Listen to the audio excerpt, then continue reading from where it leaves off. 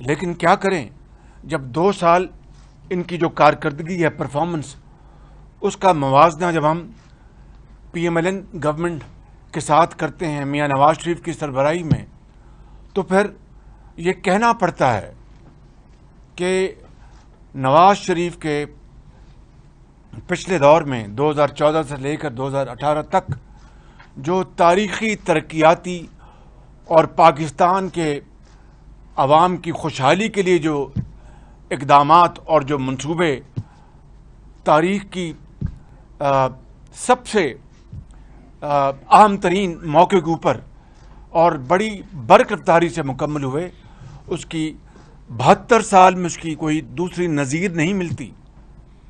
چاہے وہ ہزارہ کی موٹر وے ہو، چاہے وہ ملتان سکھر موٹر وے ہو. آج میں آپ کو بتاتا ہوں، مجھے مسافر ملے جو لاہور سے کراچی گئے یا کراچی سے لاہور آئے اور انہوں نے بائی روڈ ٹریول کیا. انہوں نے کہا کہ میاں صاحب یقین کریں کہ اگر سکھر حیدرآباد جو ٹکڑا ہے جو مکمل ہو جائے تو جو ایئر لائنز کے جو مسافر ہیں آدھے سے زیادہ وہ بائی روڈ ٹریول کریں کہ اتنی شاندار اور اتنی آسودگی اور کمفرٹ سے لوگ یہ فاصلہ طے کر سکتے ہیں اپنا گھنٹوں میں. آپ بتائیے کہ یہ کوئی معمولی بات ہے؟ گوادر پورٹ کو لے لیں، سی پیک کے منصوبوں کو لے لیں. اس حکومت کی اگر سب سے بڑی میں سمجھتا ہوں کہ ان کے خلاف بات جاتی ہے تو انہوں نے اپنا سی پیک کا جس طرح مذاق اڑایا، تضحیک کی اور الزامات لگائے. یہ کوئی میں رام کہانی تو بیان نہیں کر رہا، یہ floor the house per, us assembly کے فلور دی ہاؤس پہ سی پیک کے خلاف کس طرح کے الزامات لگائے گئے اور آج تک ایک دھیلے کی کرپشن ثابت نہیں ہو سکی. الٹے ہو گئے، ان کے جو ہواری ہیں وہ الٹے ہو گئے. لیکن چاہے وہ آپ کے ایل این جی کے پروجیکٹس ہیں، چاہے وہ پائپ لائن آئی کراچی سے اپ کنٹری 1000 کلومیٹر، چاہے وہ سی پیک کے منصوبے ہیں، چاہے وہ دوسرے منصوبے ہیں، مجھے بتا دیجئے کہ کسی ایک منصوبے میں اس نواز شریف کے تیسرے دور میں، چاہے وہ وفاق کے منصوبے ہیں یا چاہے وہ پنجاب کے منصوبے ہیں، ایک دھیلے کی، ایک دمڑی کی کرپشن لے کے آئے اور اس کے مقابلے میں اور کتنا پروپیگنڈا کیا ہمارے خلاف، کتنا پروپیگنڈا کیا ہمارے خلاف کہ شاید اس کی بھی کوئی دوسری مثال نہیں ہے. مگر ہم اللہ تعالیٰ کا جتنا شکر ادا کریں وہ کم ہے کہ وہ بات نہ ٹھہر سکی، نہ وہ بات ثابت ہو سکی. اور آج اس کے مقابلے میں آپ دیکھیے کہ چینی کی قیمت 100 روپے سے اوپر چلی گئی ہے اور چینی اب امپورٹ کی جا رہی ہے. پہلے لاکھوں ٹن ایکسپورٹ کی گئی اور اس کا فورن ایکسچینج کمانے کا مقصد نہیں تھا.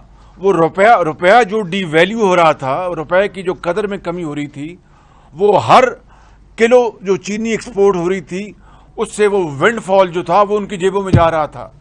اربوں خربوں روپے، یہ ساری باتیں ہمارے ساتھی بتا چکے ہیں، میں وقت نہیں ضائع کروں گا. مگر آج اس وقت چینی ایکسپورٹ کی اور ایکسپورٹرز کو اپنا جو فارمر ہے، جو کاشتکار ہے، اس کی قیمت پر اس کو سزا ملی اور جو مینوفیکچرر یا ایکسپورٹرز ہیں ان کی جیبوں میں اربوں روپے چلا گیا اور آج چینی امپورٹ کی جا رہی ہے. یہ تاریخ میں پہلی مرتبہ ہے 72 سال میں کہ گندم کی کٹائی کا سیزن ابھی ختم نہیں ہوا کہ گندم اویلیبل نہیں. اور یہ میں نہیں کہہ رہا، ان کے ایک جو وزیر ہیں انہوں نے فلور دی ہاؤس پہ یہ بیان دیا کہ 66 لاکھ ٹن گندم ہم نے اکٹھی کی. گئی کہاں؟ یہ وہ خود کہہ رہے ہیں کہ گئی کہاں، وہ کس سے پوچھ رہے ہیں؟ گندم جہاں گئی ان کو پتہ ہونا چاہیے، جدھر سمگل ہوئی ان کو پتہ ہونا چاہیے. آج لوگ آٹے اور گندم کو ترس رہے ہیں، آسمان سے قیمتیں باتیں کر رہی ہیں. اسی طریقے سے آپ پیٹرولیم کے تیل کی قیمتوں کو لے لیں، تیل کی قیمتوں لے لیں. تاریخ میں سب سے بڑا دھچکا ان ون گو ابھی چند مہینے پہلے انہوں نے تیل کی قیمتیں بڑھا دیں، جبکہ دنیا میں تیل کی قیمتیں آج زمین پہ آ چکی ہیں. اسی طریقے سے آپ دیکھیے کہ بجلی کی قیمتیں، بے پناہ انہوں نے بجلی کی قیمتیں بڑھائیں تاکہ سرکولر ڈیٹ کو کہیں قابو کیا جا سکے، لیکن سرکولر ڈیٹ نہ قابو آیا اور بجلی کی قیمتیں وہ بھی آسمان سے باتیں کر رہی ہیں. ایک عام آدمی کی پہنچ سے باہر ہے، دکاندار کی پہنچ سے باہر ہے، ایک مینوفیکچرر ایکسپورٹر کی پہنچ سے باہر ہے. حالانکہ یہ حقیقت ہے روز روشن کی طرح کہ سی پیک کے علاوہ جو 4 پروجیکٹس نواز شریف کی سربراہی میں لگے پاکستان میں، gas based L N G L N G based جو پروجیکٹ لگے 5000 میگا واٹ کے، 2 لگائے وفاق نے اور 2 لگائے صوبہ پنجاب نے. ایک اس میں اربوں روپے کی جو بچت ہوئی ان کے لگانے میں، وہ تو ایک علیحدہ ایک الحمدللہ ایک مائل سٹون ہے. وہ بجلی کے منصوبے وہ 3 تو چل چکے ہیں اور چوتھا بھی اب چلنے والا ہے، حالانکہ اس میں بڑی تاخیر کی اس حکومت نے. تو اس کی جو پر یونٹ جو اس کی لاگت آتی ہے وہ 11-12 روپے سے زیادہ نہیں ہے. بجلی وافر مقدار میں موجود ہے، لیکن اس حکومت کی نالائکی، نااہلی اور بدترین انکمپٹنس کا نتیجہ ہے کہ آج بجلی کی بھی لوڈ شیڈنگ ہوتی ہے پاکستان میں اور انتہائی مہنگے داموں پر بجلی مل رہی ہے. حالانکہ وہ جو پروجیکٹس وچ آر گزلنگ آئل ان کو بند کر دینا چاہیے تھا، اور جو ایفیشنٹ اور جو جن کی پیداوار کی لاگت بہت کم ہے ان کو چلانا چاہیے تھا. مگر یہ ہے وہ ٹکراؤ پرسنل ویسٹڈ انٹرسٹ کا، انکمپٹنس کا، جس کی بنا پر آج بجلی بھی جو کہ وافر مقدار میں موجود ہے اس کے باوجود لوڈ شیڈنگ ہوتی ہے اور اس کی قیمتیں وہ بھی آسمان سے باتیں کر رہی ہیں. اور پھر آپ دیکھیں کہ 40% آپ انہوں نے روپے کی قدر کم کر دی اور اس کے باوجود بھی ایکسپورٹس میں کوئی خاطر خواہ اس کا اپنا کوئی اضافہ نہ ہو سکا. اور آپ دیکھیں کہ پاکستان کی تاریخ میں شاید دوسری مرتبہ سیکنڈ ٹائم ان پاکستان ہسٹری، یعنی 1952 میں جی ڈی پی وہ اس کی گروتھ نیگیٹو ہوئی تھی، اور آج یہ دوسرا موقع ہے 72 سالوں میں کہ ہماری جو جی ڈی پی کی جو گروتھ ہے وہ نیگیٹو میں 0.4%. یہ حقائق ہیں، یہ میں تو نہیں بتا رہا. اور جب یہ جب اپوزیشن میں تھے، آج بھی ان کا جو طریقہ کار جو ہے وہ اپوزیشن کا ہی ہے. آج بھی یہ کنٹینر پہ چڑھے ہوئے ہیں. کس طرح کہتے تھے کہ فجنگ کرتے ہیں، یہ فجنگ کرتے ہیں. وہ فجنگ تو نہ نکلی، ان کی فجنگ سامنے آ گئی کہ پہلے یہ کہتے تھے کہ 3.9% ہماری گروتھ ہے اکانومی کی، پھر اس کو ریوائز کیا اور 1.9 پہ لے کے آئے. اور اسی طریقے سے دیکھیں کہ ان کے ان 2 سالوں میں جو انہوں نے بورنگ کی، یعنی جو ادھار لیا ہے، جو ڈیٹ جو قوم کا جو بڑھایا ہے پبلک ڈیٹ، وہ 2 سالوں میں اتنا ہے جتنا کہ نواز شریف کے 3 ادوار میں ایک طرف اور ان کا 2 سالوں میں ایک طرف. یہ عالم ہے پاکستان. اور غریب آدمی اس کی تو حالت نہ پوچھیں. اور میں یہاں پر کسی حوالے سے بھی خود نمائی کی بات نہیں کرنا چاہتا، لیکن حقیقت ہے کہ نواز شریف کی سربراہی میں پنجاب میں ہسپتالوں میں ادویات مفت کر دی گئی تھیں، انہوں نے وہ تمام ادویات بند کر دیں اور ادویات کی قیمتیں آسمان پر پہنچ گئیں. اور جو ریکٹ جو سکینڈل بنا وہ وزیر ان کا پتہ ہی کوئی نہیں، اس لیے کہ یہ نیب نیازی گٹھ جوڑ کا شاخسانہ ہے. اسی طریقے سے پنجاب کے اسپتالوں میں سی ٹی اسکین لگائے گئے اور ان کا جو عام آدمی کو اس کی اسکیننگ وہ فری تھی، وہ انہوں نے بند کر دی. کینسر کے مریضوں کی جو ان کو فری ادویات ملتی تھی وہ انہوں نے بند کر دی. ہیپیٹائٹس کے لیے ادویات پورے پنجاب میں وہ انہوں نے اس کو بند کر دیا. وہ ایک بہت شاندار پروگرام تھا. یعنی عام آدمی کی زندگی اجیرن ہو چکی، زندگی تنگ ہو چکی ہے. اور جو اشرافیہ ہے وہ ان کے ارد گرد بیٹھے ہیں، ان کے اپنی کابینہ میں وہ لوگ موجود ہیں جو کہ دودھ سے دھلے ہوئے ہیں، ان کو کوئی نہیں پوچھ سکتا. یہ سلیکٹو، ہم کوئی اکاؤنٹیبلٹی کے خلاف نہیں، کوئی منصفانہ اور ٹرانسپیرنٹ اور نظر آتا ہوا احتساب کے کوئی خلاف نہیں، لیکن اکاؤنٹیبلٹی کے نام پر وچ ہنٹنگ اور اپوزیشن کو دیوار سے لگایا جانا، یہ پوری قوم یہ تماشا دیکھ رہی ہے۔ تو میں سمجھتا ہوں کہ آج وہ جو نیا پاکستان تھا، لوگ آج پرانے پاکستان کو ترس رہے ہیں۔ وہ آج جو تبدیلی تھی، تبدیلی نے لوگوں کی زندگی تباہ کر دی ہے۔ وہ لاکھوں لوگ جو تعلیم کے وظائف حاصل کرتے تھے، لاکھوں بچے اور بچیاں، مجھے یاد ہے آج بھی 2018 تک کی جو فگر تھی پنجاب ایجوکیشن انڈاؤمنٹ فنڈ کی، 20 ارب روپے کے وظائف بچوں اور بچیوں کو دیے گئے جو ہونہار تھے میرٹ کے اوپر، لاکھوں جو لیپ ٹاپس دیے گئے out standing shining boys and girls کو میرٹ کے اوپر، اور اعلیٰ درسگاہوں میں مفت تعلیم ان کو انشور کی گئی میرٹ کے اوپر۔ اس سارے نظام کو انہوں نے تباہ و برباد کر دیا، اور آج گلیوں اور بازاروں میں لوگ اپنا ایک وقت کی روٹی کو ترستے ہیں۔ اور پھر خارجہ محاذ پہ بھی بتائیں گے، جو خارجہ محاذ پہ جو فوپاس ہوئے ہیں وہ کوئی کم نہیں ہیں۔ پہلے ہم نے چین اور سی پیک کے حوالے سے جو کچھ کیا وہ پوری قوم کے سامنے میں بتا چکا ہوں۔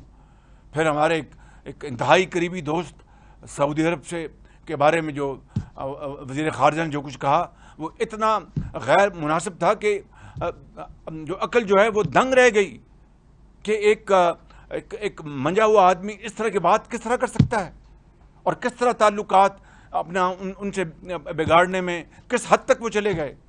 اور چین جو پاکستان کا وہ ایک روایتی نہیں بہت ہی بااعتماد ساتھی ہے، اس کو اس طرح ناراض کرنا اور آج اپنا چائنا کے اپنا وہاں پر جانا، یہ چیزیں جو ہیں یہ میں سمجھتا ہوں کہ یہ دیر پا نہیں ہوتی۔ وہ سب سمجھتے ہیں اندر سے کہ یہ ہم سے کیا کر رہے ہیں۔ دس از آل شارٹ ٹرم، یہ کوئی لانگ ٹرم اپروچ یا پائیدار اپروچ نہیں ہے۔ تو میں سمجھتا ہوں کہ آج اس حوالے سے آج ہم یہاں پر اکٹھے ہوئے ہیں۔ میں زیادہ وقت نہیں لینا چاہتا، میں صرف بات کو ختم کروں گا اپنی صرف ایک دو اور گزارشات کر کے کہ اس وقت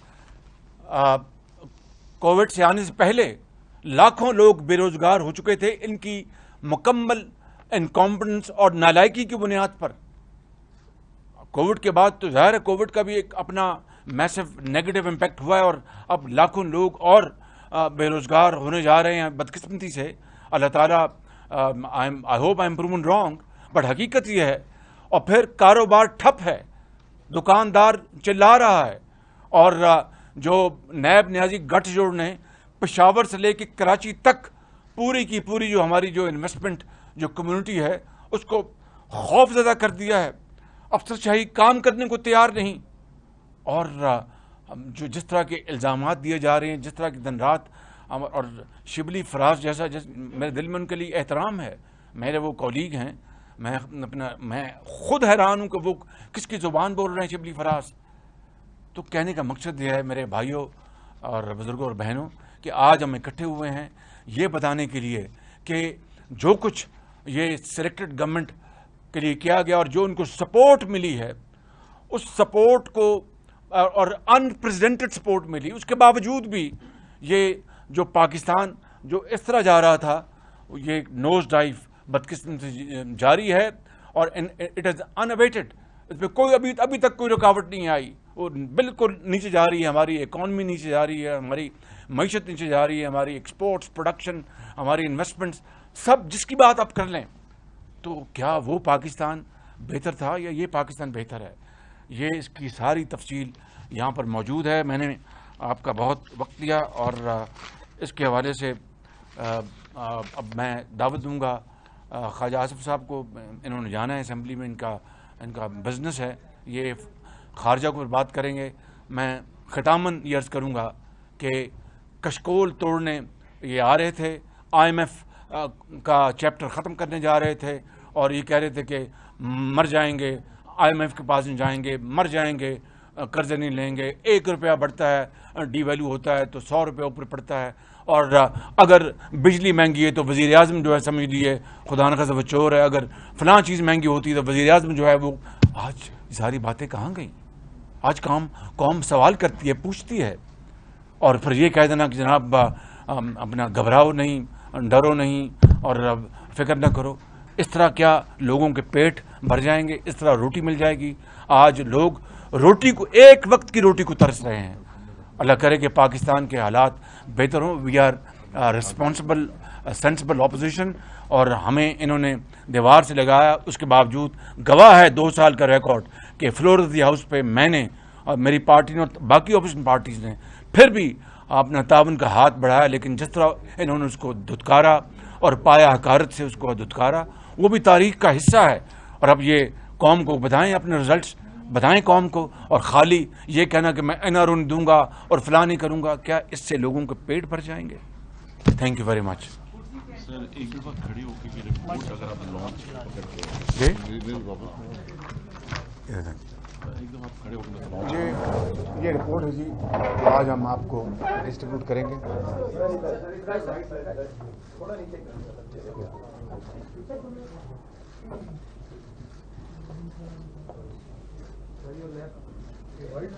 جی یہ وائٹ پیپر ہے ہمارا 2 سال کا. میں لیفٹ اینڈ رائٹ ہو رہا ہوں, یو ٹرن نہیں مار سکتا. 2 سال لنگنے دے تیار ہونا.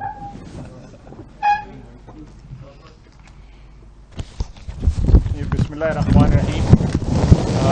میں مختصراً جو فارن پالیسی فیلیئرز ہیں اس موجودہ حکومت کے پچھلے 2 سال میں, میں ان پہ مختصراً تھوڑا سا آپ کی خدمت میں کچھ عرض کروں گا. سب سے بڑا فیلیئر پچھلے 2 سال میں جو فارن پالیسی کا ہے وہ کشمیر ہے. کشمیر کی جو اینیکسیشن ہے انڈیا میں نے جو کی ہے, اور وہاں پہ جو قتل عام اس وقت برپا ہے, اور سارے ہندوستان میں مسلمانوں کا جس طرح قتل عام ہو رہا ہے, جینوسائیڈ ہو رہا ہے, یہ پاکستان کی فارن پالیسی کی سب سے بڑی فیلئر ہے. اور ہم نے کیا کیا ہے اس کے رسپانس میں وہ آپ کے سامنے ہے. ہم نے کبھی کھڑا ہونا تھا 15 منٹ کے لیے, 10 منٹ کے لیے خاموشی اختیار کرنی تھی, پھر کوئی گانا گانا تھا, پھر کوئی ایک ٹانگ پہ کھڑا ہونا تھا, کبھی 2 ٹانگ پہ کھڑا ہونا تھا, اور بس اسی قسم کے گیمکس جو ہے ہم کشمیریوں کا. جو یہ بات یاد رکھنی چاہیے کہ کشمیر میں ہمارا خون جو ہے پچھلے 72 سال میں انویسٹ ہوا ہے. ہم نے 48 کی جو بڑی جنگ ہے, اس کے بعد 65 کی بڑی جنگ جو ہے وہ کشمیر کے ایشو پہ لڑی. ہماری کمٹمنٹ جو ہے ان جنگوں کے ذریعے ڈیمنسٹریٹ ہوئی, اور اس کے بعد بھی جو ہماری جنگ ہندوستان میں ہوئی وہ اس میں ڈائریکٹلی یا